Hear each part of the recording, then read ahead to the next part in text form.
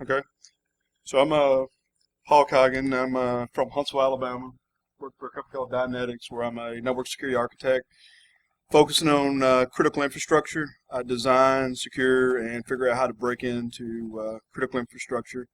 Uh, Various organizations.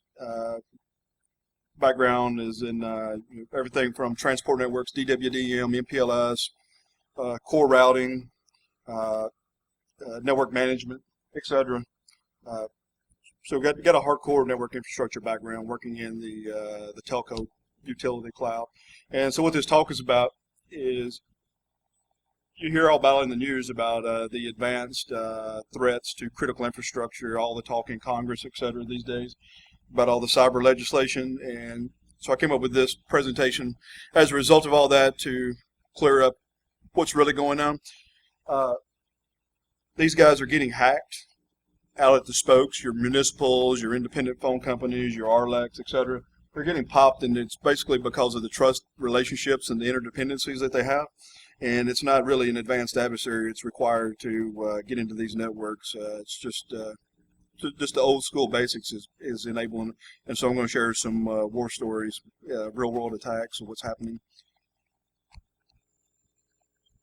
So this is an example architecture of the networks that are being rolled out, the next generation networks for service providers and utilities. The utilities are rolling out smart grid, and in cases where they roll out smart grid with fiber to the meter, since they're rolling out fiber, they've got a great deal of bandwidth available to them, so it makes sense to offer additional services. So the utilities are getting into the cable TV, voice, internet business in many cases, in addition to smart grid. And then the telcos are also getting into the cable TV business, and all of them are getting into cellular backhaul, of course.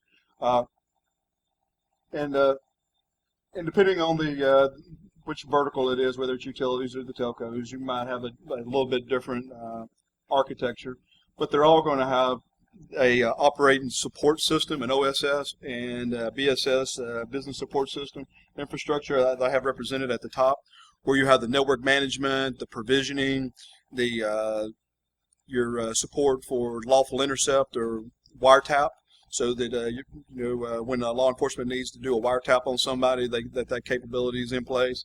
That has to be up there at your top layer. You're going to have, if it's a utility, you'll have the SCADA systems that are integrated with the business support systems, enterprise networks, and along with, say, middleware for the cable TV. And then you move down into the middle of the drawing, where you're going to have your transport network, where it's going to be your optical backbone, could be a DWDM, dense wave division multiplexing network, where you're splitting out light wavelengths. It could be some old legacy Sonnet TDM infrastructure, or it could be the mostly the next generation MPLS IP type core network. And then you ease down into the access network, where the particular organization may roll out passive optical network, or they may be rolling out an active Ethernet network, and then at the same time supporting some legacy TDM, DWDM, Sonnet network infrastructure out to their services. But the one thing it has in common is all those different layers and all those different systems that are represented, that's all a different vendor. And all of those vendors want remote access into these critical infrastructure networks. So every time one of these organizations roll out one of these new next generation networks, they're getting not only numerous truckloads of equipment, they're getting a whole lot of vendors, and all those vendors with all their technicians want to be able to remote in. What the big problem I'm seeing is that the organizations that are buying into this do not have any kind of security policy in place that is going to define how it gets implemented, so that there's some consistency amongst all the different vendors. They're just, whatever the vendor wants to do, they're letting them do it. And I'm going to show you some results of it. This first example, we'll get into some SCADA examples. The drawing on the right, that diagram, comes from the ISA organization.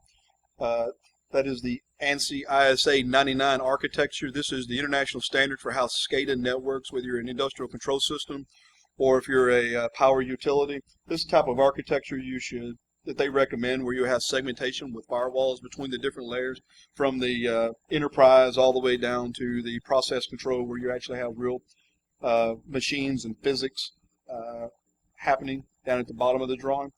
That's a real nice drawing. Somewhere somebody's probably implemented this architecture. I've not yet seen it. What gets put in place in reality is where you see firewalls. In many cases, it may be an XP or even a Windows NT 4.0 box with multiple Ethernets in it.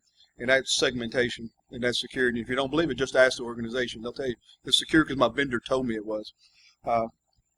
Other examples of what we're seeing reality versus what is recommended by the International Standards Body is I was just in a utility not too long ago troubleshooting a Metro Ethernet problem for them and got into their firewalls. And you just can't make some of this stuff up. Look at their firewall.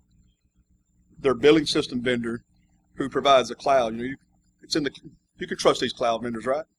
Well, they outsourced their billing system, and the cloud vendor dropped in firewalls for them so that they could get out to the internet securely.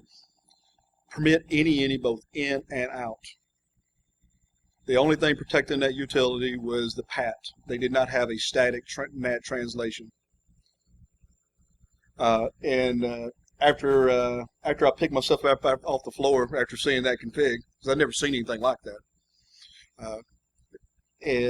I went and asked the operations manager, "Would you show me your how you get into your SCADA system?" Because I started getting really scared. And he's like, "Oh yeah, that's on a totally different, separate network. We keep that separate from the business network." I was like, "Well, show me what you got." Faster than my eyes could keep up with, he had his Android phone in my face with his SCADA system. VNC, no VPN, no password to the phone, no password to the VNC, no password all the way to his SCADA. Just clear. That's what's happening with SCADA real world. But they just need to be, it's all voluntary. They're going to implement it out of the goodness of their heart. They're going to secure all of this. And I tried to go and talk to this guy about security, and he wouldn't have no part of it. He said that was secure, that they could log right into his phone with no password anywhere in the process and pull up SCADA. So here's an example of a telco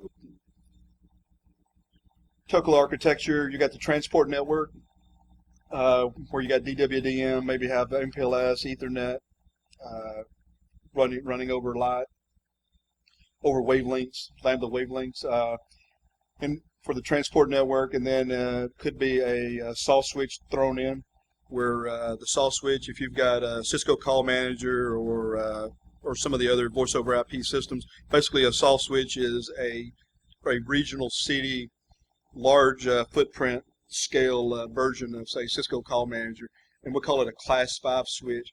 And it's and when you get into Class 5, that's what say the AT&T, Bell South of the world run.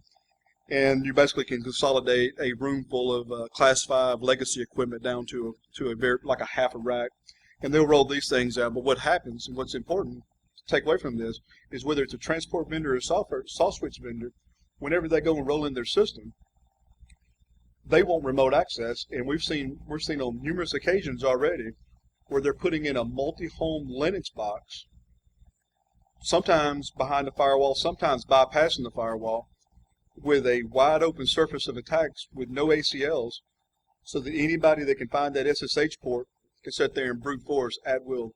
And there's no account lockouts. They just find the open account and they just keep hitting it until they get in. And on numerous occasions, we've been called to find out that the SAW switch or the what we call an element management system, which is the network management system, is specifically designed for a hardware component, where that system has been broke into. And the only reason they found out about it is some bank in Europe called them and told them to cease and desist. Otherwise, they'd never known that a core piece of this critical infrastructure had been taken over. Now, if an advanced adversary got a hold of it, who knows what they could have done? They could have took out the voice services, like 911 dial tone to your home, or taking out the whole network infrastructure. And here's an example. This is where I start. The vendors are putting these things in, just like that previous chart. A billing system vendor again here put in an architecture for a telco who is also providing services to utilities for smart grid now. Make you feel better that not only are doing all the voice, video, and internet, they're also supporting smart grid. And the billing system vendor put in a system for them. And being the brilliant security people they are, there's no DMZ. The external web server that online bill paying happens on sits on the internal billing system. So you go straight through the firewall and interact with the crown jewels their network. So they brought us in to do a security assessment because they wanted a insurance break. If they got a security assessment, they could get a break on their insurance premiums. And so we went and did a security assessment. And they got more than they wanted. We ended up not only finding a bunch of directory traversal opportunities on their Apache server, we were able to get some shells. And through those shells, because of those trust relationships between that billing system and the automated provisioning, so when you go online, if you pay your bill, services keep working, or if you want to subscribe to new services, you can order those services off that website, and then it will go and kick off scripts that talk to systems up there in the upper right corner, and where automated provisioning can happen end to end without having to do a truck roll or somebody having to get out and do punch down services. It's all automated with dynamic network management. Well, by way of getting into that system, we could exploit trust relationships and end up taking control of the whole network.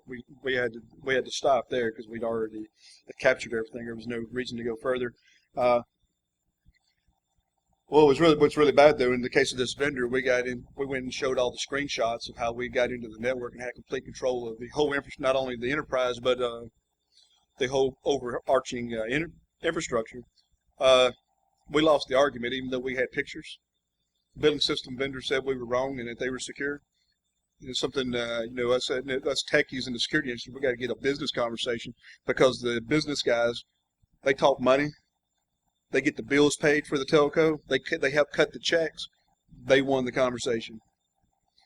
Dollars win, and so now the billing system vendor who put this architecture in place is in the security business. They perform security assessments so that if you want an insurance break, you just come to them, and they will test the network that they put in with no DMZ segmentation, big flat networks with all the hosts, so that you can get your insurance break. It's real secure. So here's an example of there's no insider threat. That's what we always hear. If you talk to an organization, those statistics prove differently. This happened in an incident happened accidentally, but could very easily be someone that was mischievous. Say a disgruntled employee, similar to what happened to Cox Communications a couple years ago when they tried to fire a router guy, and he started shutting down equipment. In this case, there was a technician. He had access to the core transport and access networks, and he was going to go provision some new services. And the vendor that they chose to provide the core transport network for them, they implemented multicast in their hardware, so that if anything got put into this particular VLAN that was designed for video, that it would break the RFCs for multicast, and it would automatically replicate that traffic for speed. And the reason they did that is because they were going to run IPTV, and that's what the customers typically for this core infrastructure would do. They'd get into the IPTV business, and the whole point was when somebody started changing channels at home and started changing TV channels, those TV channels are mapped to IP multicast groups. So you want it to happen very, very fast. So they tried to get everything implemented in the ASICs. And so they had different VLANs for voice and internet, etc. Well, in this case, the technician provisioned internet denial of service infected malware subscribers over into that video network. As soon as that traffic got provisioned over in there, the transport network rolled over because it started doing denial of service against itself. And luckily they had instrumentation visualization tools on the network where we could do full PCAP and see net flow of what was happening. And it's the craziest thing, if you're used to looking at PCAPs, I've never seen this before, but they had IGMP encapsulated in ICMP, and that's some crazy packets. I wish I would have got some packet captures to show you guys, because you'd have to see this IGMP layer 2 encapsulated in ICMP, craziest packet. And the guy was reading this to me. I was on the interstate, had to pull off on the side of the road to help him troubleshoot this, and the guy was reading this packet to me, and I'm like, what in the world? But this gets back, to having real good configuration control, but like I said, an adversary could easily just roll this over, or somebody that was disgruntled because of the lack of security controls. Here's a problem. It was in the news pretty big here recently with Brazil getting 4.5 million routers popped. We identified this problem a couple years ago, earlier, before it happened.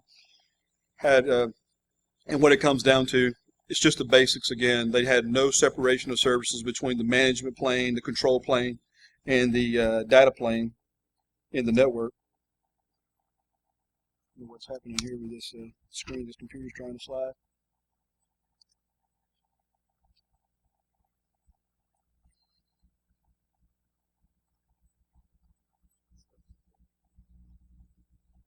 I think it's coming back up. There it goes. Sorry about that. But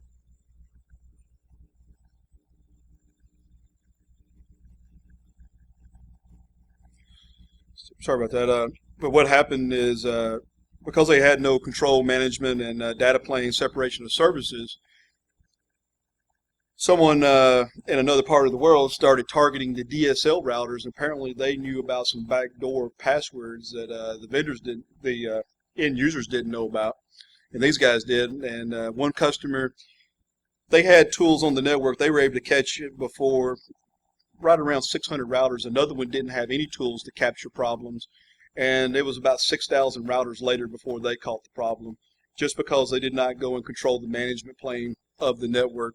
Very basics. And then here recently we've seen a similar problem pop up where the routers were being DOSed and being just killed by an attack that's happening. In this case, what we saw was the routers were being reconfigured so that they allocate a DNS that will redirect traffic to some rogue DNS servers so that a man-in-the-middle attack could be performed, so that they could do basically a DNS farming type attack, more than a man-in-the-middle really. And here's another issue we've seen with vendors dropping in these systems. Wherever these telco head-ends are being put in some cases, the vendors are wanting a nailed-up VPN. Some of them will suffice with an SSH or VPN client, remote access, but a lot of them want a nailed-up dedicated VPN, firewall to firewall, router to router. And what we've seen in one case is we were on site working, and one of the vendors just showed up out of nowhere, unannounced. Just showed up out of nowhere and started ripping the system out. And what we discovered, because I started social engineering the technician, figure out what was happening, because nobody expected it. What turned out is back up there at the upper left at the vendor location, they got hacked, and it appears that somebody pivoted off of them and attacked their customer, and they knew it hit that system, and then they go and pull it out. I don't know how many systems they had to go pull, but I did see that one, which led me to a question of knowing things about the trust relationships and how these networks are wide open. They got a flat earth policy, typically, with no segmentation. If you can get in, you can see everyone and pivot at will horizontally. How much easier would it be with all these vendors that are putting in these backdoor VPN connections for remote access? How much easier would it be to go and pop one and then pivot back to other vendors and then turn around and pivot off those vendors to all their customers? I mean, if you got an adversary that's thinking and thinks strategically and not just wanting to go pop boxes to go send spam, but has a more strategic vision for what he can do. I haven't seen this, but I have to think that somebody's thinking like that, because if I am, somebody a whole lot smarter than me is probably strategizing around this.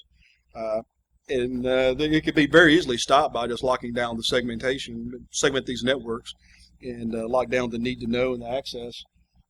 And in one of these locations we went into where the firewall was put in, we actually saw the firewall in front of this utility put in reverse so that the internet was protected from the customer. That was amazing. That was amazing. I mean, the firewall had a nice GUI and everything. I mean, it's like, dude, really? But hey, they paid for it. So I call it the vendor persistent threat now, the VPT. So the big issues that we see prevailing across all this critical infrastructure, regardless of where we go into, anybody with any basic skills that's watched a YouTube video they'll take them more time to boot their laptop than to own these networks. The layer 2 issues are prevailing. Any of the layer 2 protocols, the ARP poison problem that has existed since the 80s, it always works in these networks. If you've got a better understanding of the first hop routing protocols, or the first hop redundancy protocols like VRP, HSRP, GLBP. All if they're in place, you can easily go and pop those. Uh, the spanning tree, you could just go and own these networks with Yersinia if you can get access. And the bad thing is they got the knobs typically there to turn to secure these networks. They pay top dollar for the Juniper Cisco, so they could secure this. It's just the vendors having security for them. Bottom line takeaway: everybody's talking about the application host-based whitelisting, but I'm becoming more of a big advocate, especially with this critical infrastructure where it's very deterministic. You know who should be talking to who, and you know when they should be talking, the volumes of traffic, time of day that they can be communicating. Why can they not go into these SCADA systems, these telcos, and lock down very granularly who can talk to who, and when, and on what parts and services, and then log anything that breaks out of those bounds instead of all these big layer 2 flat networks, and even if they have VLAN segmentation where it's just open, where there's no ACLs controlling the trust interconnections between them. If we went and locked that down and then monitored that, violations of that, we could catch violators very, very quickly and solve a lot of these problems with our critical infrastructure without spending. We've already spent the money in many cases. They already have the top of the line infrastructure. It's just not configured. Sure. Okay. What's that? Yeah.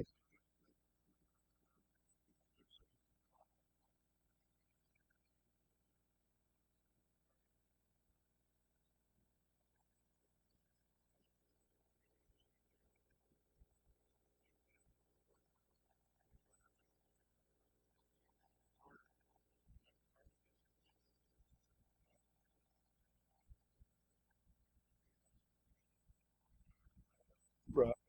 My understanding is there.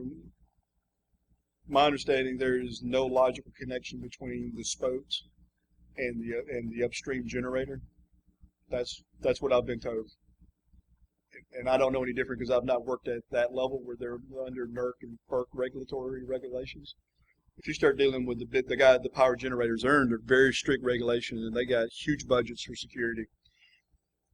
But at the spoke level, what my concern is because of the desire for being able to automate provisioning. You pay your bill, your power stays on. You don't pay your bill, power gets turned off. If you want the power turned on, you just go online, pay your bill, and they automatically turn your meter back on. Gets rid of the truck roll. My concern is because that kill chain that goes from that online billing system all the way to that SCADA system, all the way to these smart meters. How easy is it going to be if you figure out the vendors that are rolling out these systems and the poor architectures that are being put in place, including the bad code, no telling what kind of holes are in their code.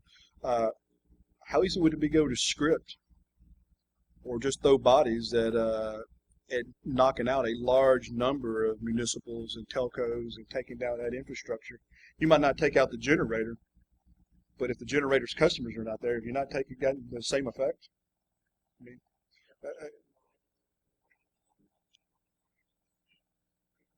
right, right, right, right.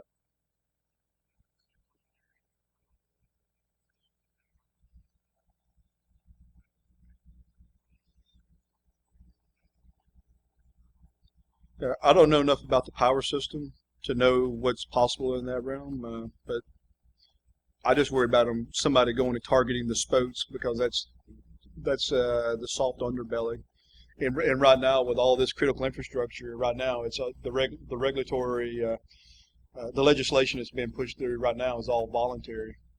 There's no hammer, and I think we as a country have got to get a hammer. I mean, I'm not into government meddling in our business, but if you're going to be in the critical infrastructure business, you need to take some responsibility and do due diligence, not just worry about getting an insurance break, but really do something.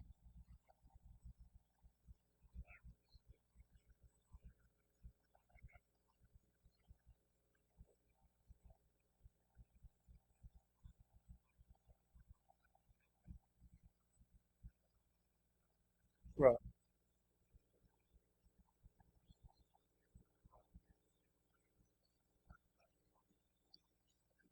right.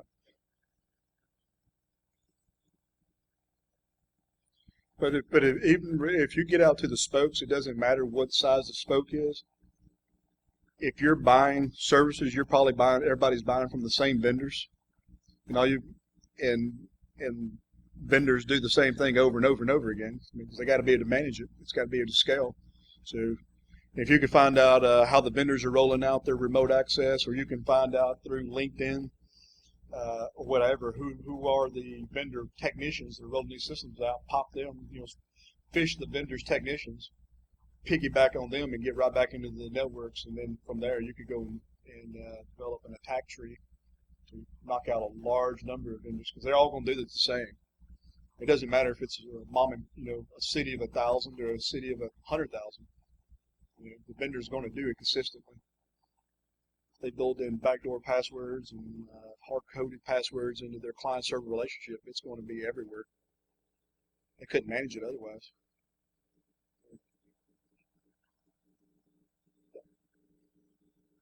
What I've seen is, my experience, it's pretty cookie cutter. If you go into one, you've seen them all when it comes to the vendors. Unless you get into a mature organization that has top-down driven security policies, and they write into their RFPs that whoever the vendor is going to adhere to these standards, you're going to see the same thing over and over and over again. Because what I see with the vendor responses is this is the access that we require, and we're going to have this access to our soft switches and our infrastructure, because we know that when we drop this new next generation network on you, you're not going to know how to manage it. I mean, unless you've gone and hired a team of really good network engineers and security engineers and system admin, they're not going to know how to run all this. So you're going to have remote help to keep it all operational.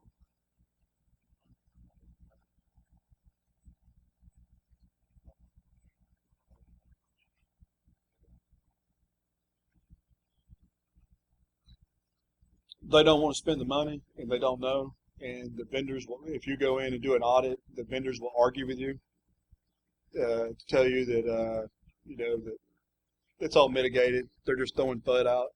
So what I see is we're really going to have to get into something where we've got a regulatory hammer to force it to be fixed. Some of them will get proactive, but a lot of them they really don't want to hear it.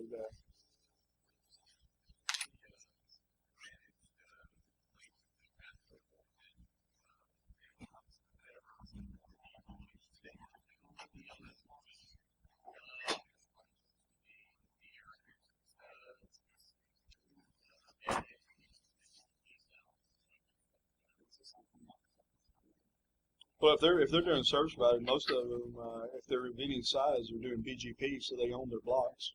So they've gone, in most cases, they've gone to Aaron and they've registered IP space, so they can do multi-home BGP.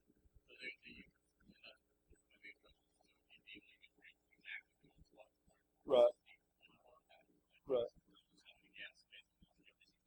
right. So you can find them pretty easy. It's very rare nowadays that any of them don't have their own IP space.